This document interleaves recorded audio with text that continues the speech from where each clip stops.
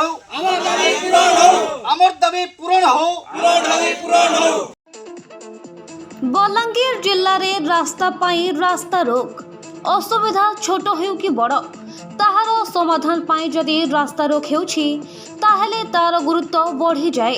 बलांगीर जिल्ला बेलपड़ा ब्लॉक युवा पंचायतर किछि युवक एक रास्ता मरामती पाई पंचायतरू ब्लॉक पर्यंत सबु ऑफिस रे गुहारी करथिले। गाँ गाउलिया भाबी सेमानक अभियोग कोण देखा करा जायथिबारु डंगर तोड़ गाँ छकरे आदिवासी नेता धनीराम बिरधांक नेतृत्व में किछि लढ़ुआ युवक रास्ता रोक करी सरकारक दृष्टि आकर्षण करिसंती।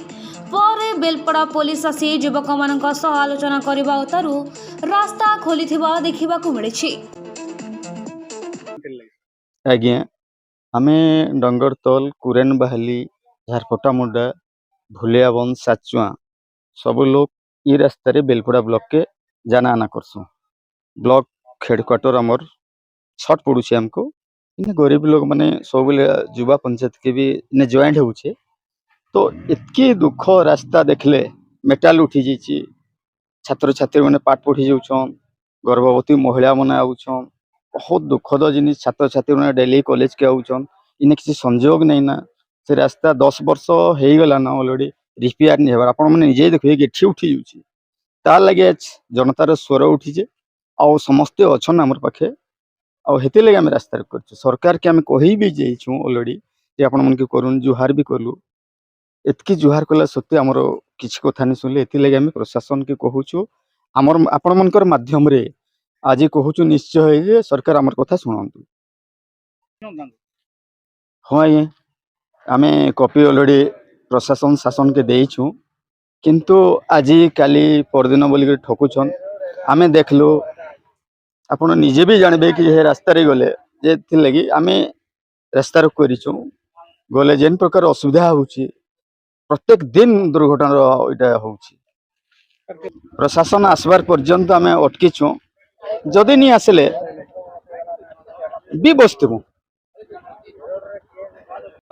डंगर तल झारपटा मुंडा जेन रास्ता जो सर एते खराब इतारनु पछा पछा हला रास्ता माने सर चकचके जुछि ई रास्ता लगी गर्भवती मां माने गाड़ी जिली पारबो एम्बुलेंस गाड़ी मधुबाबू पेंशन जेन माने आइन सर से माने आधा खणिया खबरा है सर तारपरे स्कूल छुआ माने जेन माने जोछन पुलियाटे अछि सर से पुलियाती किछि नाले 5 फुट पानी सर बहुत सर पूरा बचा मोर सामने बहुत लोग के कहन सर प्रशासन आबर तक हम रहम सर। हाँ हाँ सर हाँ। बेलपड़ारू भोजराज दंड सेनाଙ୍କ रिपोर्ट कुशल प्रवाह।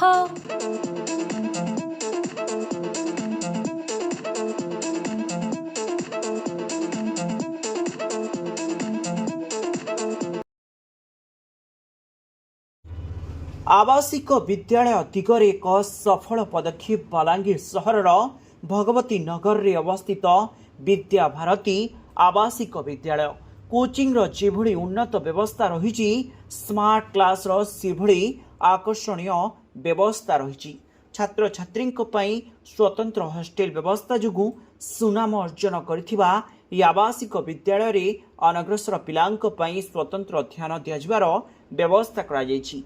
एथि सहित कंप्यूटर शिक्षार व्यवस्था एवं यातायात पई बस व्यवस्था जो छात्र छात्री भितरे उत्साह सृष्टि होइछि। विद्या भारती आवासिक विद्यालय रे निज पिलांकु एडमिशन कराइबा पई जोगाजोग करंतु। Mobile number 9438311711 9437320855